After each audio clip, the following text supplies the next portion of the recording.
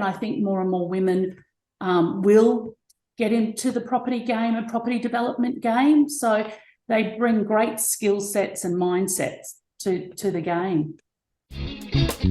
You are listening to the Property Developer Podcast, your home for tips, ideas and inspiration to help take your developing to the next level. Now here's your host, Justin Getty. Hello and welcome to episode 99 of the show. Got a great special International Women's Day edition coming up with a great female guest that I'm sure you're going to enjoy hearing from. We're going to be discussing the question of women in property development. But how are you doing? Keeping well, I trust.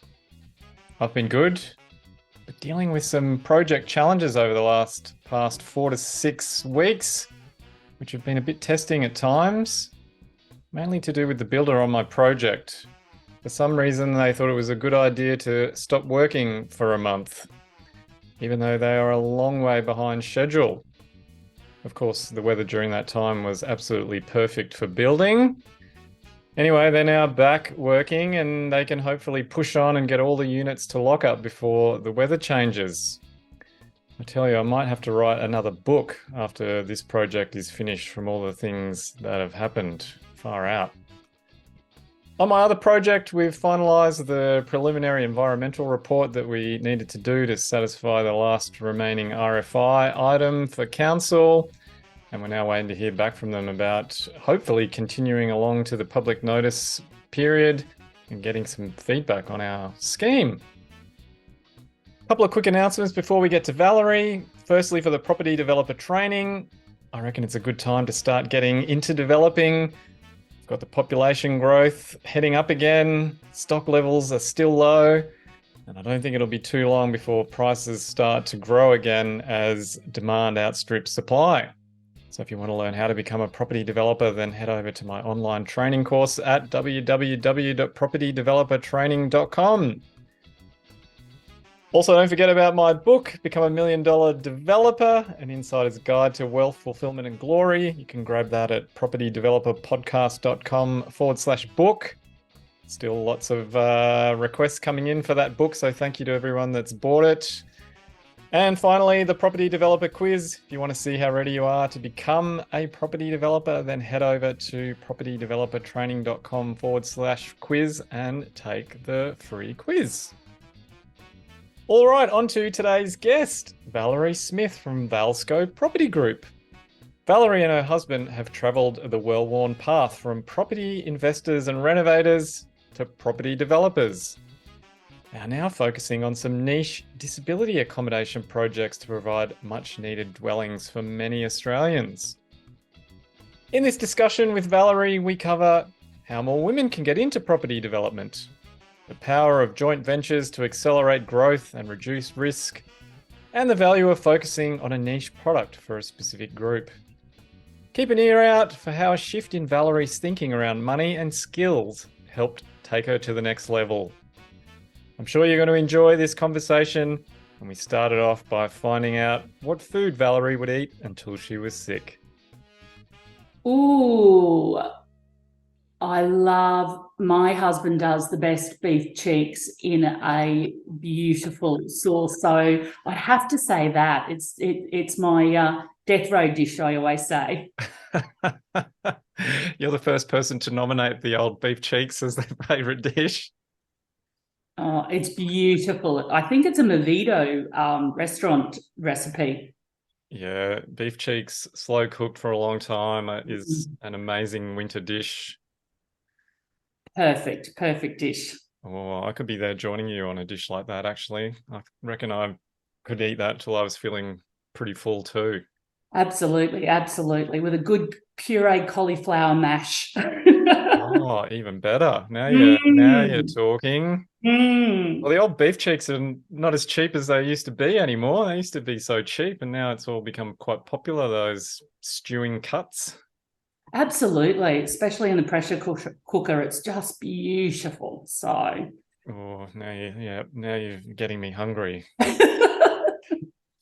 All right. Well, Valerie, it's great to have you on the show. We're going to be talking about property developing and women in property. So let's kick off with a bit of a background about yourself and how you ended up in property. Oh, I was really inspired through my teenage years. I had a debating coach, a school teacher who, as an independent woman, was out buying property, single, and she's still in the property game through her teaching career. So she really kick-started. So I was fortunate to buy my first property in my early 20s, and it kicked off from there. And we did a lot of, my husband and myself did a lot of buy, reno, sell, buy, reno, hold in property. We paused for a few years while we had our three daughters. And then we, a few years ago, decided to jump back on the bandwagon and jump in with a triple, we have splitters up here in Queensland. And so we did a triple block split and with a house slide and renovate a mid-century modern up on the Redcliffe Peninsula. So that was, and then from there we've grown. We're very passionate about NDIS, and we're doing NDIS house at the moment and just about to commence a build on 7 units down at Arundel at the Gold Coast. Also JVing with people and money partnering with people, and doing a project down in Bendigo at the moment with a woman, lovely lady, and she's on site, and we're JVing with her to do a triple subdivision and a house renovate as well. Oh, So good. lots of oh yes, good. We've got lots of questions to unpack there, but first off, the first purchase. Tell us about that one, your first property purchase.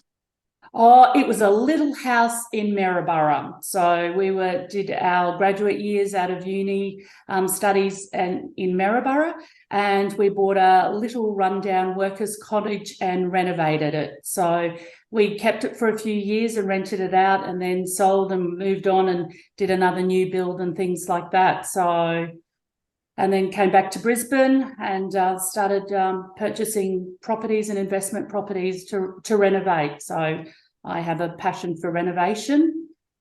It's lessening as I get older. Yes, yeah. We'll skip over the renovation bit. I'm always happier telling other people to go and paint walls than having to do it myself. Absolutely. Well, Maryborough is probably most famously known for the lady who wrote Mary Poppins. Yeah. She came from Maryborough. I think that's about the only thing Maryborough is known for, isn't it? Probably. I'm going to get lots of emails now from people from Maryborough, but that's okay. It was a great place. So it's close to Hervey Bay as well. So great waterways and Fraser Island and things like that. So that's okay. I'm from Brisbane at some point, so I can cop it from the Queenslanders. Tell us about the escalation into property developing. What prompted that move? Oh, we just always had a passion for developing, and we, like everywhere, have a housing shortage up here and things like that. So I suppose my big drive was, as a nurse, was I had seen and have family on NDIS, so we really wanted to make our mark on NDIS and improve the living standards for participants.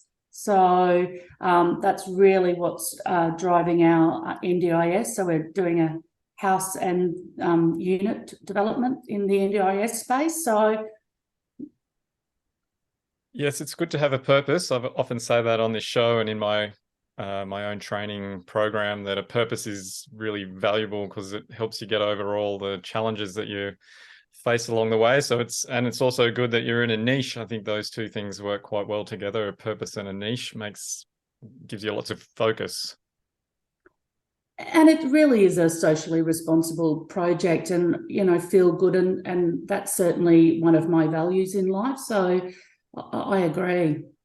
Yes, well, I think I mentioned to you before we started that I'm actually involved doing a NDIS related project as well, also around Bendigo. So that's a funny coincidence. But tell us about the joint venture you mentioned on the Bendigo project. You said you've got a lady on the ground there. Can you give us some background on how that came together and how it works?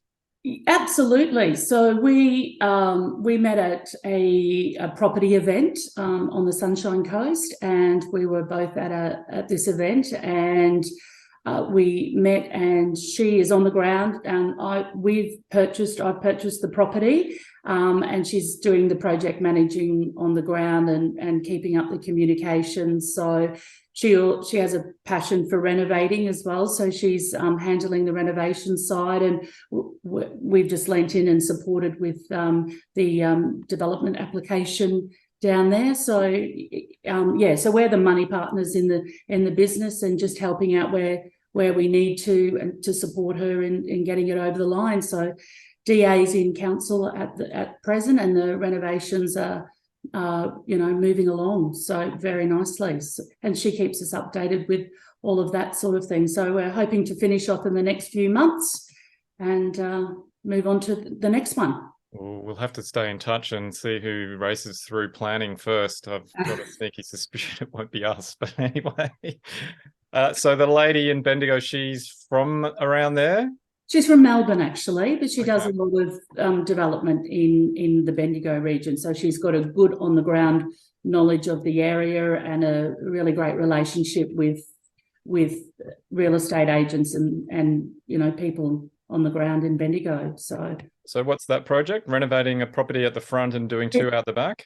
Yes, renovating. So 1 into 3, and with a house renovation. So the house is at the front, so in Whites Hill in Bendigo. And then what do the 2 units out the back look like? There'll just be two land subdivisions that we're selling. Oh, just the land? Yeah, just the land. Okay, that sounds like a pretty nice, neat project. Absolutely. Okay. Straightforward. Yeah, it should be. The famous last words in a property development project. Absolutely. And then tell us more about this is a 7-unit NDIS project that you've been working on? It is. So we found the property in about July last year, and we made settlement subject to building application and operational works. The seller has done the op work side of things, and we actually went back and did a minor change to the DA as well, because originally when we found the unit development, it wasn't all NDIS. It was only the first 2 levels NDIS, and the third level just normal unit application. So we changed that to make them all 6. There's 6 participant apartments, and then 1 overnight carer accommodation on the ground floor with the car parking. So we got the minor change through very, very quickly to upgrade it to be suitable for NDIS, adding lifts and sprinkler systems and things like that. And then we have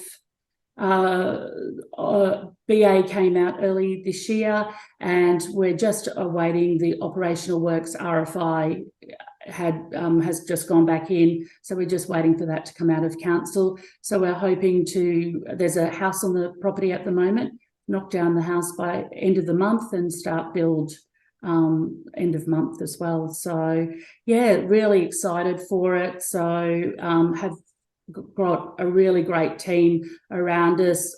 We've never built units before. It's nothing like jumping in the deep end, but we have got we have a project manager on site to help us through all the BA and the project build, just to work between us and the builder. So really looking forward to it. So you say you haven't done it before. I've got a couple of questions there. What gives you the confidence to proceed with it? And then I'm going to ask you just about the difference between doing specialty accommodation. But tell us first, what gives you the confidence to pursue something you haven't done before? The project manager's got 25 years in construction management.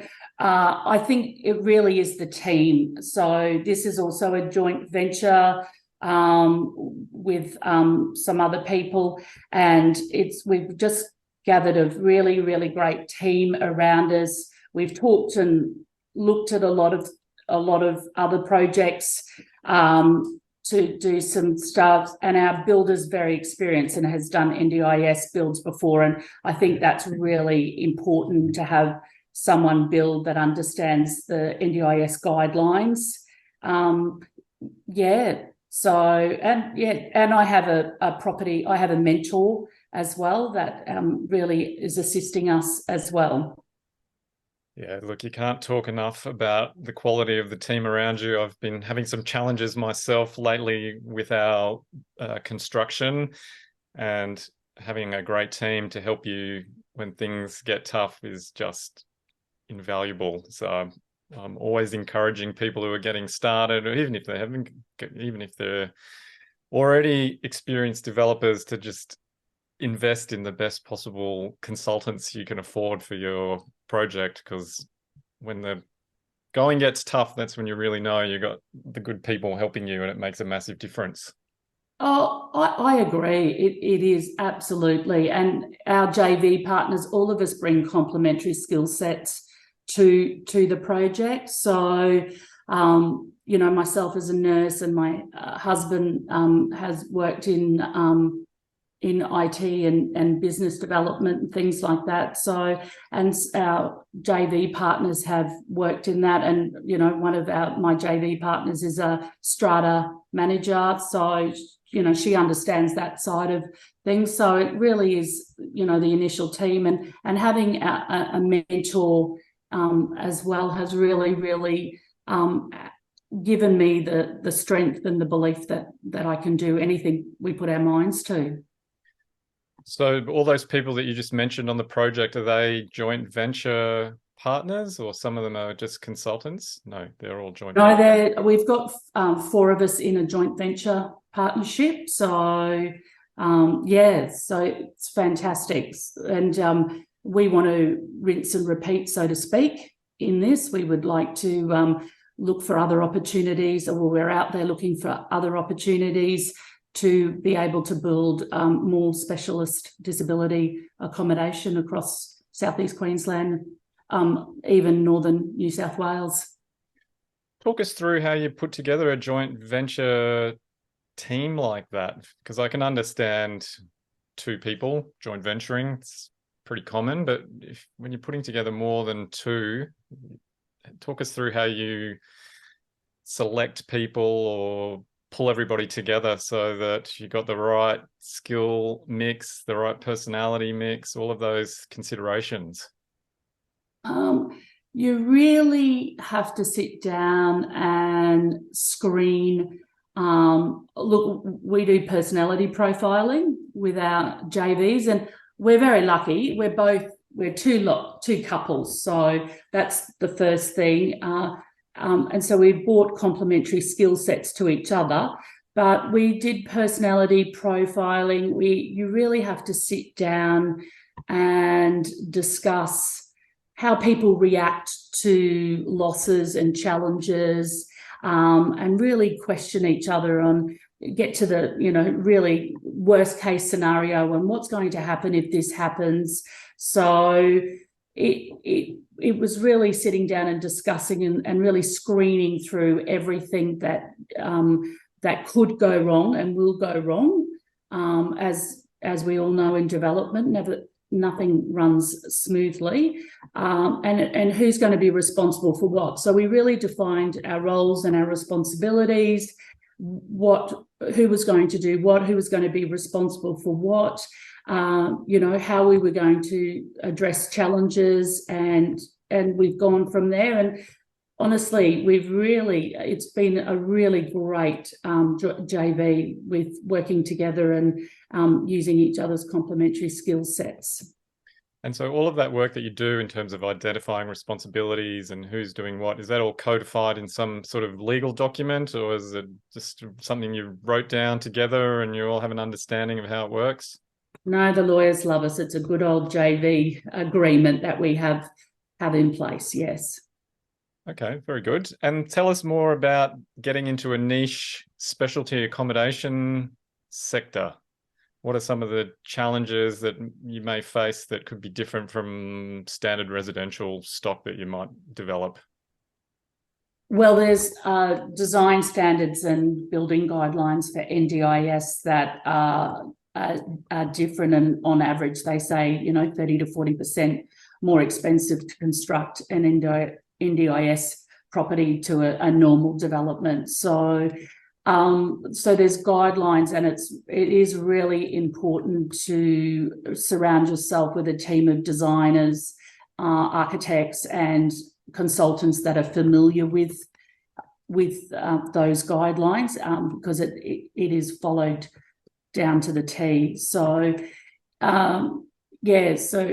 and not only is your building certified by a certifier, you actually have a SDA certifier as well that has to sign off on the designs and come through at the end of the build to make sure that everything is perfectly in place and via the guidelines. Yeah, and is that something, are you retaining the stock, or are you planning to sell it when it's finished? No, retained stock. That we have a house, as I said, up in the peninsula. We plan to retain that. We've already got a couple of tenants waiting to move into there. So we're using an SDA provider who then has a supported independent living provider that will be on ground providing the day-to-day care. So and things are changing so quickly in the NDIS, so it's really important to also get providers that are very familiar and know the network and know all the changes and the legislation changes, because they're reviewing things all the time. I would still say it's in its infancy, and there's still a lot of challenges that need to be ironed out in all areas of NDIS from what I have seen and observing, in the area. Yes, it's always important to have the right people helping you on the right type of projects, because not everybody claims to be a generalist and good at everything, but quite often doesn't pan out that way when you actually need specialist help. Absolutely. So, and yeah, I think because it's sort of been around only for a few years, really specialised and defined a few years, that everyone's still finding their feet. And it's had its challenges. So yes, I can imagine. I'm interested to know, you've done a lot of renovations and now you're doing property development. What are your thoughts on the key differences that you've found between the two? I've always enjoyed renovations. I'm a visual person, so it's really lovely to see the end product after a renovation. But I have to say I am enjoying developing more, because less sweat equity in development. It certainly takes more time sometimes when you're waiting for DAs and you're dealing with councils and things like that. But we've really enjoyed developing. It's not as hard, it is work, but it's not as hard as getting in there. There's just been challenges with finding trades and things like that in renovations. So whereas, if you've got a good town planner and a good team with development, it's much more. I just really enjoy it. So I really enjoy it, and really enjoy moving into the NDIS space and making a good social impact. Yeah, well, I'm looking down at these hands, Valerie, and they're definitely the soft hands of a developer rather than the hardened hands of a renovator.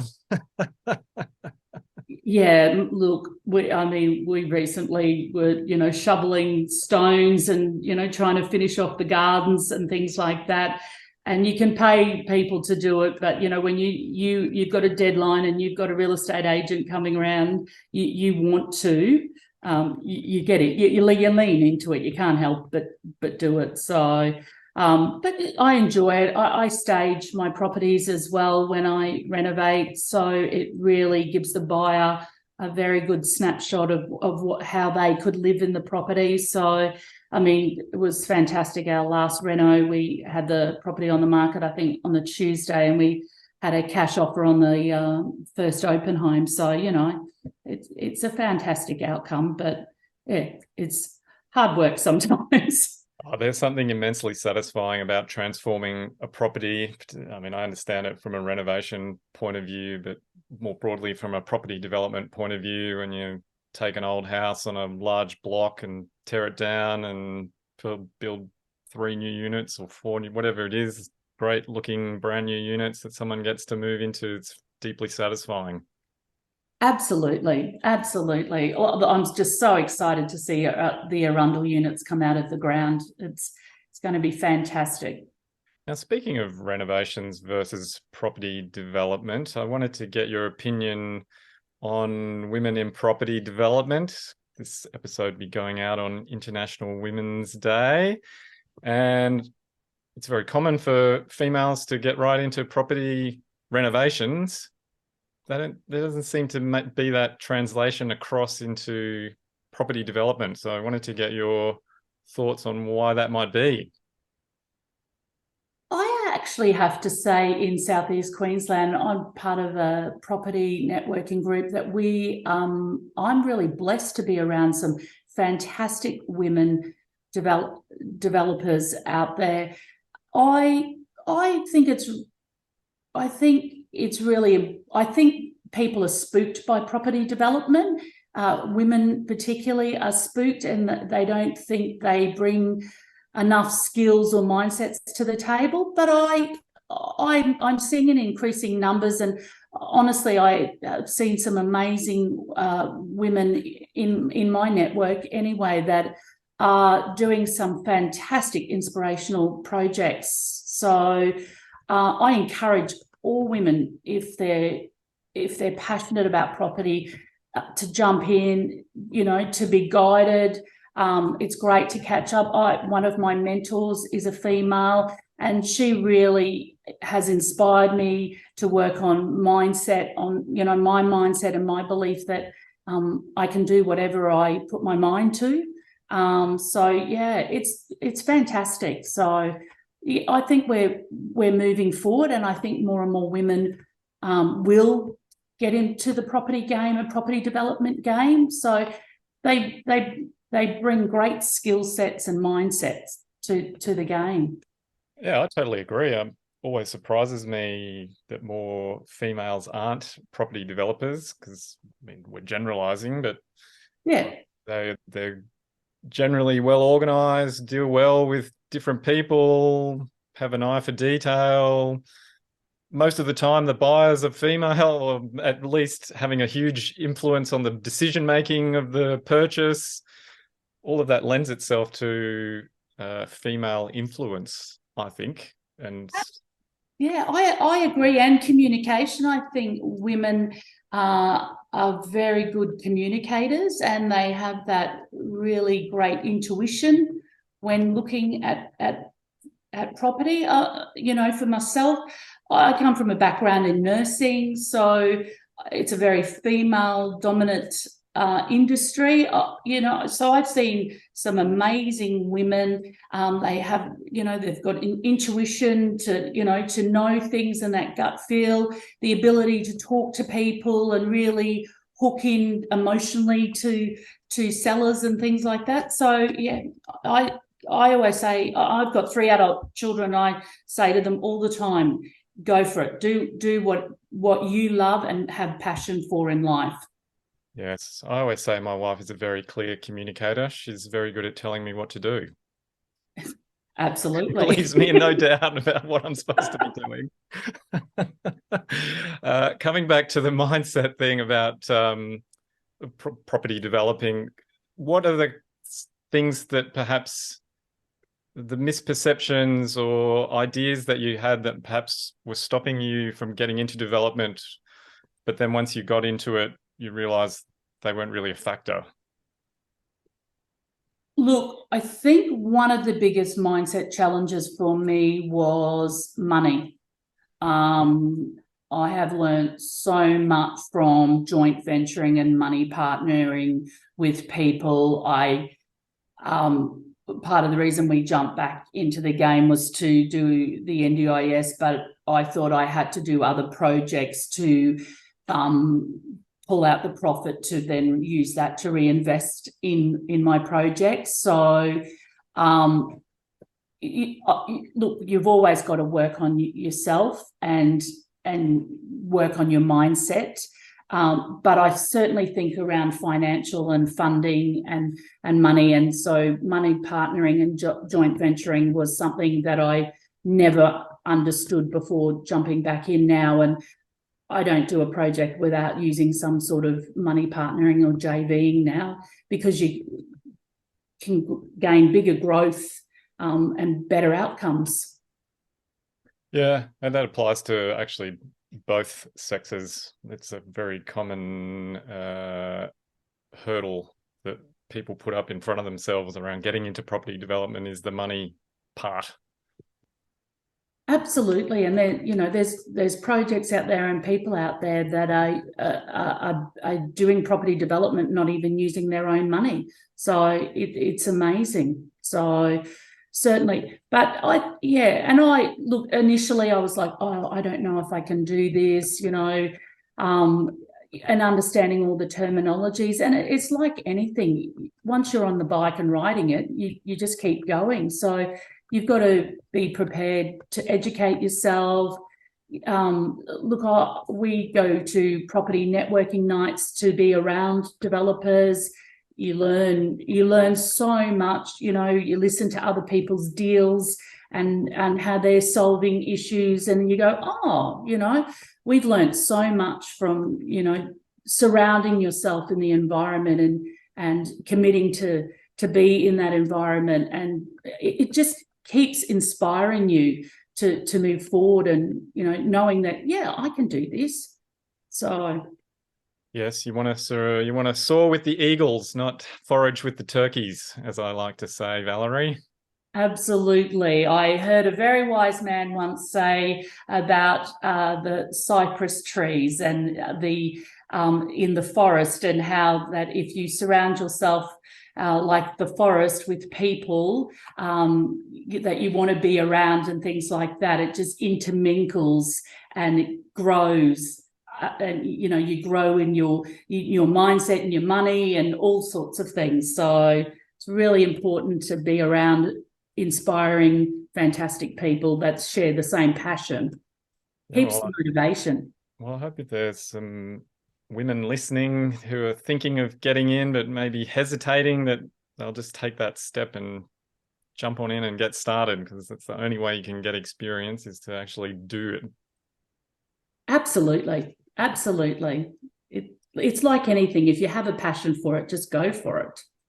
Yes. Now tell us a sticky situation that you might have found yourself in your project that you managed to wriggle your way out of. Got an example for us?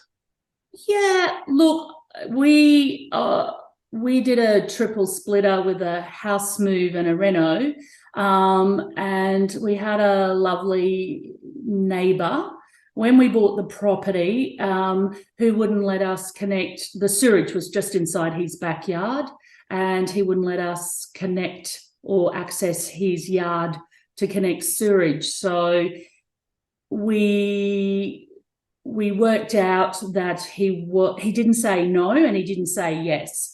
And we had quite a long delay trying to communicate with him to seek an agreement. We'd offered money, but he wouldn't come part of it. So we had to go back to the drawing board of how we were going to solve this, because obviously we need sewage. So we went backwards and forwards, and funny enough, we were at a property night one night and someone was presenting a deal, and he had a similar challenge with stormwater, and they ended up going across the road. So then we went back to our engineers and said, can we go across the road? So that's what we ended up having to do, is dig up the road and go across the road. And yes, it was an increase in civil works, but it got us the outcome, and we finished off the property. So, but it delayed the project somewhat, and we had challenges with upgrading the plans and things like that, and lengthy delays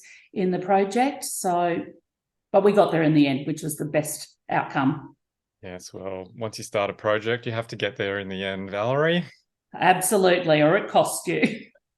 Now tell us, what have you learnt about yourself since you've been doing property developments? What have I learnt about myself? I think the biggest thing is that I can do anything mindset, changing my mindset in how I approach projects and people.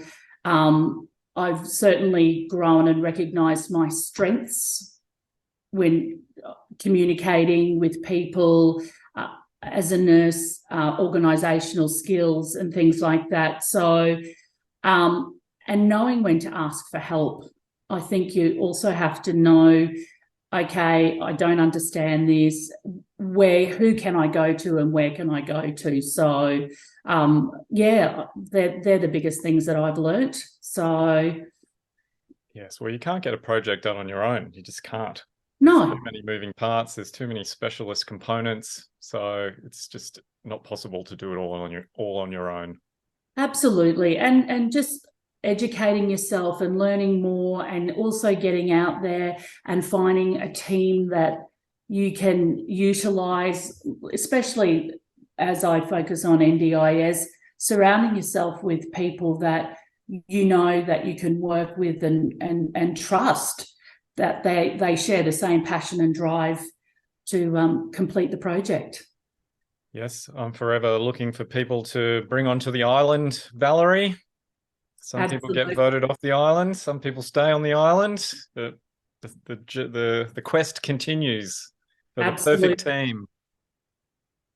I agree. What about the best piece of advice you reckon you've ever been given? I think mindset. Again, going back to mindset, accept what is, has always been a very big thing. I do listen to a bit of Andy Shaw. But yeah, changing my mindset and knowing that I can do it, again, has been the best piece of advice, and having faith in that I have the abilities to achieve anything. And so how do you actually go about doing that? Like, what are the things that you do to help tell yourself that, yes, you do have the skills, or you do have the ability to push through and get things done and survive and thrive? I listen to a lot of audio podcasts and a bit of Andy Shaw to get me through when, you're on that rocky road sometimes. I have had a mindset coach who's still a very good friend who pulls me up and drives me forward. So, but I also surround myself. I've got a couple of mentors, and I really, keeping in touch with them really keeps me pushing ahead.